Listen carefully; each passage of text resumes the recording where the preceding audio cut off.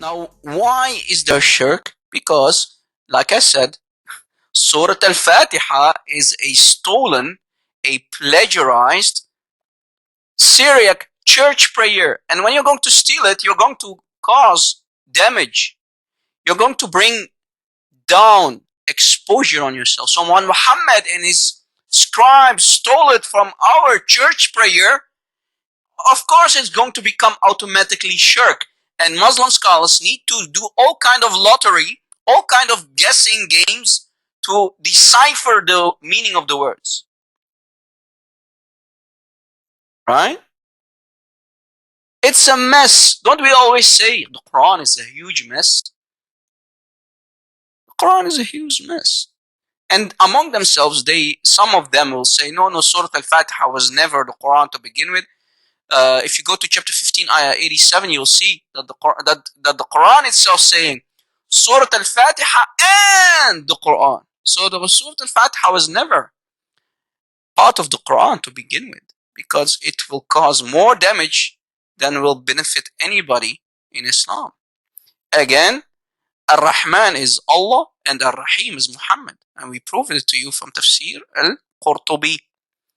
The explanation number 26 in the Tafsir of Al-Qurtubi explains that Ar-Rahim is Muhammad. Ar-Rahim is Muhammad.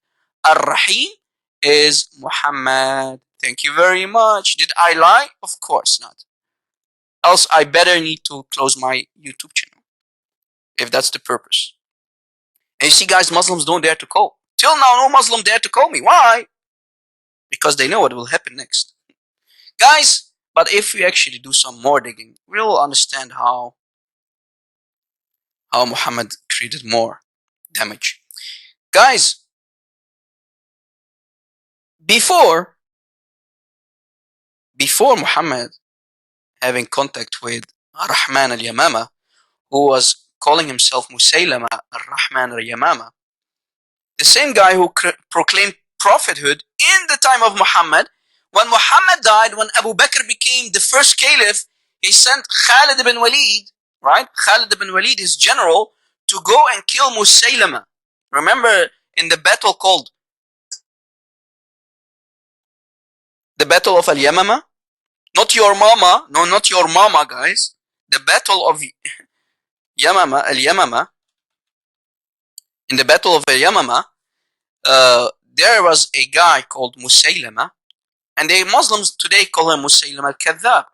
Before that, Muslims never heard of the word Ar-Rahman before. Who is Ar-Rahman? We only know Rahman al-Yamama. Rahman al-Yamama is Musaylama, another prophet, and he happened to he was married with another prophetess, a female prophet. So Muhammad was not the only prophet of his lifetime, guys. There were many people who claimed to be prophets, and Muhammad wanted him to be killed. Muhammad dies, and Abu Bakr takes power as the first caliph. He sends his general Khalid ibn Walid to kill Musaylim al-Kadhab, and they call him Musaylim al-Kadhab. But his nickname was Ar-Rahman al-Yamama. So when Muhammad took it from him, he put it in Quran. But at the same time, not realizing that Ar-Rahman al-Yamama, he stole it, like Muhammad, he stole it from our prayer, from the Syriac church prayer. You see it? So we have actually a trinity going on here. Bismillah, Allah, Ar-Rahman, Musaylama, and Ar-Rahim, Muhammad. So we have a trinity right there. Guys, we have a trinity. Ding, ding, ding, ding, ding, ding, ding.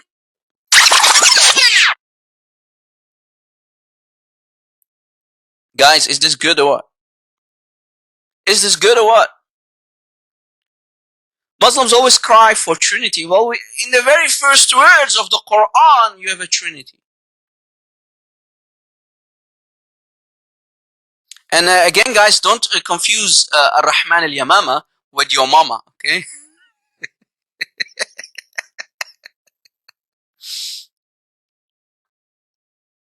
There you go. There's the Trinity, the Islamic Trinity, right there. There you go. And again, Ar-Rahim is Muhammad, according to Tafsir Al-Qurtubi.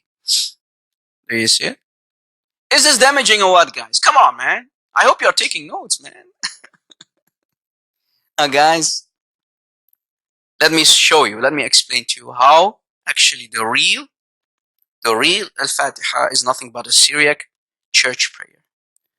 I happen to know Aramaic, so I can dissect Surah Al-Fatiha in its entirety, and I can show you word for word that the Muslims stole it word for word from us. We Christians from the Middle East who happen to speak Aramaic, Syriac Aramaic, we recite this prayer almost every Sunday in our church. And I hope you can take notes, guys. I hope you can take notes. Here in front of you, guys, take a screenshot for the love of God. On the right, in the Arabic, you see Surah Al-Fatiha. On the right, you can see Surah Al-Fatiha, which contains 1, 2, 3, 4, 5, 6, 7 ayahs, right? And in the last part, the Muslims repeat the curses on the Jews and the Christians, right? Right? The first people are the Jews that Allah cursed, and the Christians. Al-Dhalin are the Christians, and the first people are the Yahud, the Jews. So when Muslims repeat Surah Al-Fatiha, they bring the curses down of Allah on the Jews and the Christians. Right? It says here, صراط الذين أنعمت عليهم غير المغضوب عليهم ولا الضالين, meaning the curses on the Jews and the Christians. So when Muslims recite Surah Al-Fatiha, they recite the curses of Allah in their 5 daily prayers. Guys, again, this is Surah Al-Fatiha, chapter 1 of the Quran, right? And here on the left, you see the Syriac church prayer, right, guys? On the left, you see the Syriac church prayer. Now, most of you don't know Syriac, so I have to translate for you. I have to show you how Surah Al-Fatiha, word for word, is stolen from our Syriac church prayer. Word for word. Let me show you. Here in the bottom, I put for you, plagiarized from a well-known Syriac church prayer. So Surah Al-Fatiha, guys, is plagiarized from a well-known Syriac church prayer, an Aramaic Syriac church prayer. And guys, this church prayer existed 3 centuries at least before Muhammad was even born. Remember, the Syriac language is an Aramaic dialect, right, guys? It's basically an Aramaic language, but it's a dialect, a newer dialect. For example, the English that we speak now, right? The English that we speak now is not the same English that people spoke, let's say, 400 years ago, 500 years ago, right? I don't know how old the English language is. But it's a different dialect, a different kind of language, right? You have many words that people don't use anymore, for example. It's a different language, right? So the Syriac language is an Aramaic dialect that started basically, let's say, in the late 3rd century, in the beginning of the 4th century. That's 3 centuries before Muhammad was born. This Syriac church prayer here on the left, we already were reciting it before Muhammad was born, 3 centuries ahead of his time. And Muhammad, of course, is a joke, nothing but plagiarizing Syriac church prayers. And the proof I'm about to show you. Let us start with ayah number 1 of the Quran, chapter 1, Surah Al-Fatiha, ayah 1. Look, guys, the first couple of words in Surah Al-Fatiha is Aramaic. Watch.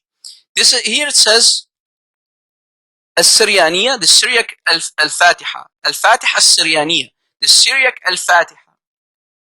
I put it here in translation for you.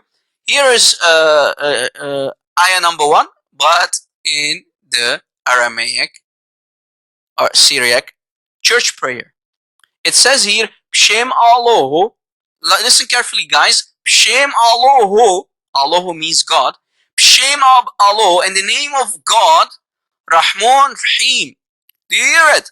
B'Shem Allah Rahman Rahim. The Arabic in the Quran, in the Fatiha says, Bismillah ar-Rahman Rahim. Do you hear it? B'Shem Allah, Aramaic Syriac, B'Shem Allah Rahman Rahim. Word for word. Word for word plagiarized from the Syriac church prayer. This is the Syriac here, guys, in the middle.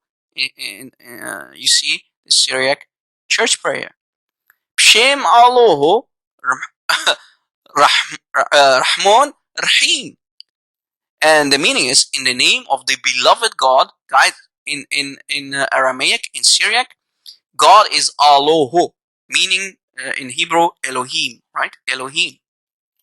Allahu means Elohim in Hebrew, but this is the Syriac Aramaic language. Word for word, copy paste. Do you see, when you copy paste from church prayers, you will cause a disaster for yourself? Do you see how when Muhammad had access to these books, and we showed you in the beginning, guys, that Muhammad had access to many church prayers, including this one, many Syriac books, because he was working for Khadija, he was a merchant, and he could plagiarize from all these books, right? Let us go back. So, again, the very first sentence of the Syriac church prayer already explains that Al-Fatihah is stolen. In the name of the beloved God, Allah. Shem Allah, Rahman Rahim. Shem Allah, Rahman Rahim. Ayah number 2. Nothing but a Syriac church prayer, the same church prayer. Look. Hamdu li Allah Rabb al-Alamin. Alhamdulillah Rabb al-Alamin. That's what the Arabic in Ayah 2 says. Hamdu li Allah Rabb al-Alamin. All praise to God, Lord of the universe. Copy, paste. I mean, when you're going to steal, at least change a couple of things, man. So it does not become obvious. At least change something.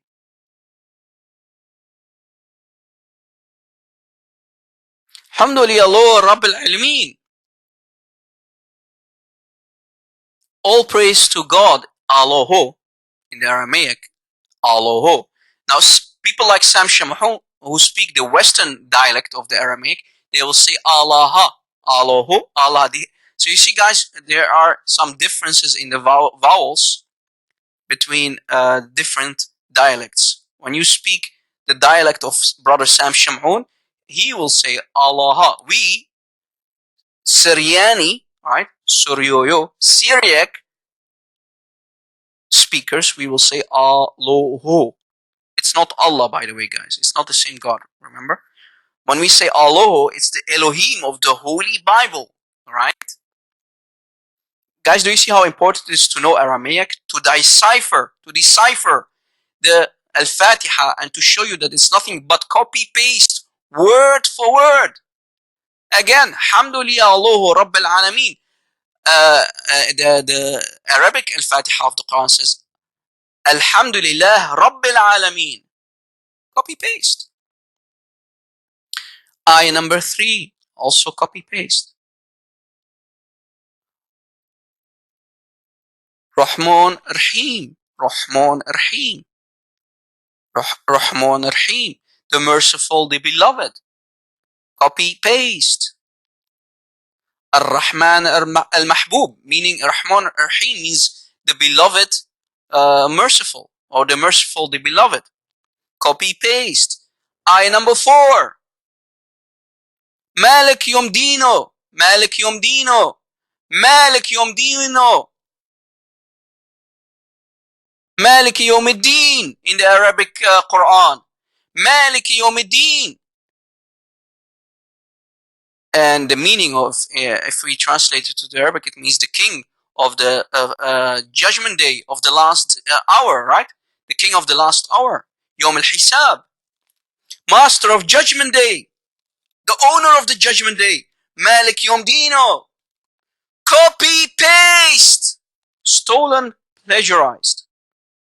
Wow! Please use this, guys, in your debates. Guys, we are already 4 ayahs ahead, and we see nothing but copy-paste plagiarization by Muhammad and his thieves. Bunch of thieves stealing our Syriac church prayer. You see here, this is the Syriac, right, guys? Malik Yom Dino. Malik Yom Din in the Fatihah of the Muslims. Church prayer. It's nothing but a church prayer, man. You bunch of thieves. Bunch of thieves. You see how the Muslims are nothing but bunch of thieves? How Muhammad and his thugs are nothing but bunch of thieves. They were not only caravan robbers, but they also stole our Syriac church prayers. Copy paste, word for word. Ayah number 5. From the Syriac church prayer. Echo at Na'bid, meaning we worship you wherever you are. Here it's a little bit different, because if we go to ayah 5, the meaning is a little bit, because Muhammad tried, right, to not be busted, but here it says Echo at Na'bid. We worship you wherever you are. And the final part of the ayah makes it even more clear. O Echo at Naim, and wherever you are, we ask for your help. These are the Christians who are reciting this, right, guys? These are Christians like you and me. Until today, we recite this Syriac Aramaic church prayer in our churches. Ayah number 6.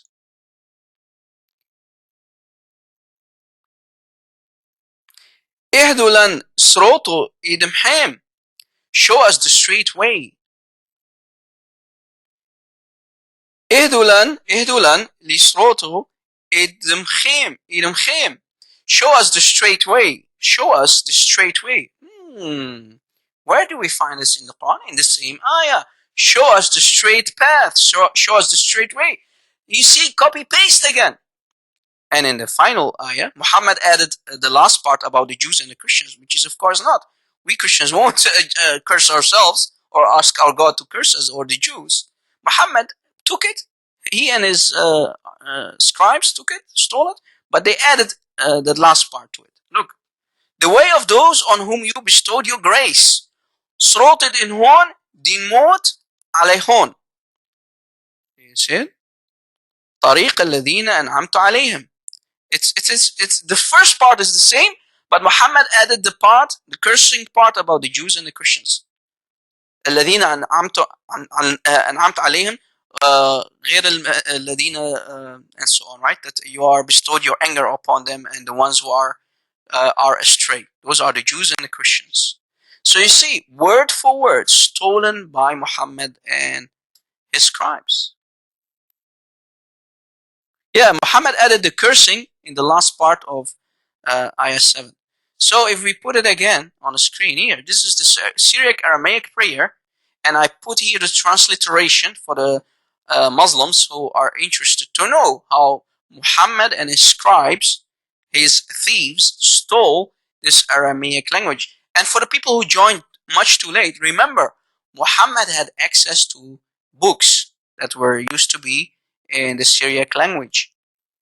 Muhammad was a merchant working for Khadija, and he received many such books, and he used to ask Zayd ibn Thabit. We talked about it. Let me talk about it again for the people that joined.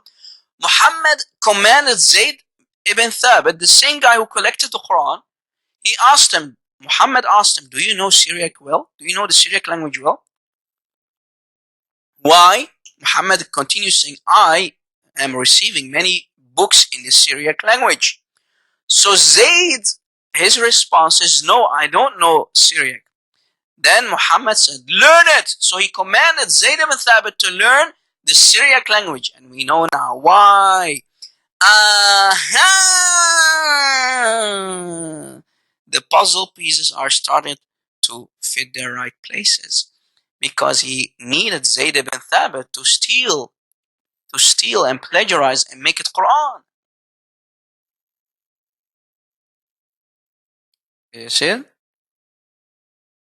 And then Zayd said, I learned the Syriac language in only 17 days. So Muhammad had a hidden agenda, stealing all these Christian prayers and stealing all the information from the Bible and make it Quran. Now guys, do you have an idea how Muhammad used to steal legend stories? Remember, Muhammad commanded Zayd to also learn the Hebrew language, and he said that he learned it within 2 weeks. or even less than 2 weeks. If you go to the report here, right? You see, Muhammad used to receive books from the Yahud, from the Jews, right? Muhammad used to get books. Look, it says here, I used to receive books from the Yahud, from the Jews, the books from the Jews. So he commanded Zayd to learn Hebrew, not only Hebrew but also al-lugha Syrianiya. Muhammad is asking Zayd, Ya Zayd, do you know al-lugha Syrianiya? Do you know the Syriac language? He says no, because I, Muhammad, receive books in the Syriac language. And I gave you the translation. Is there any Muslim?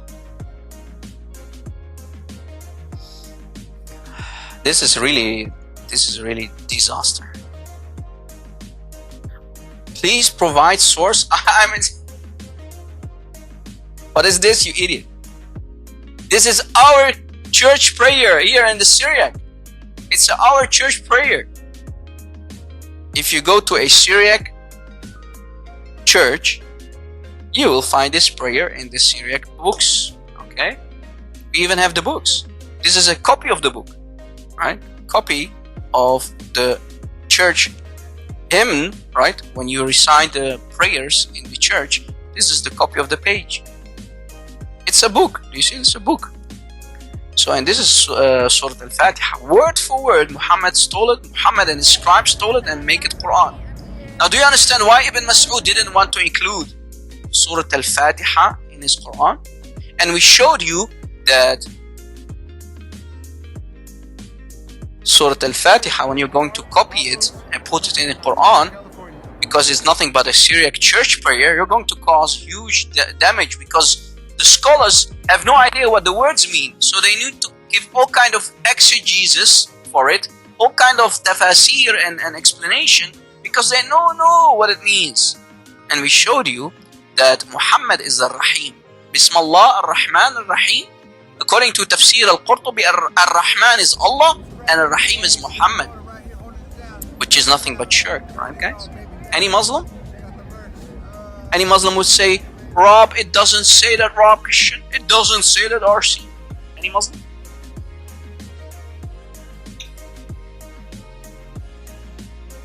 Directs them, you're an idiot. Right? Go smooch the black stone, because you know the truth is not for people like you. Here we care only about the truth. And the Muslims who are enjoying the truth, you are very welcome to stay here.